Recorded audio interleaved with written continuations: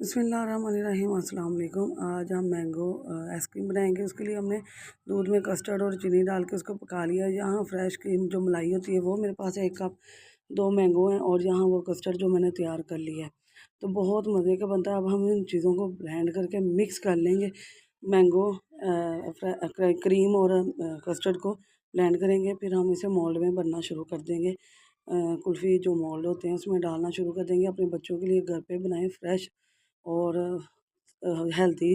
खुद बनाएंगे तो आपको पता होगा कि किन किन चीज़ों से बनी हुई है। यहाँ मैंने सारी पैकिंग कर लिया। अब हम इसे फ्रीज़ कर देंगे और फ्रीज़ करने के बाद 8 से 10 घंटे फ्रीज़ करने के बाद ये देखिए जी माशाल्लाह हमारी आइसक्रीम तैयार है। ज़बरदस्त मज़ेदार सी यम्मी सी।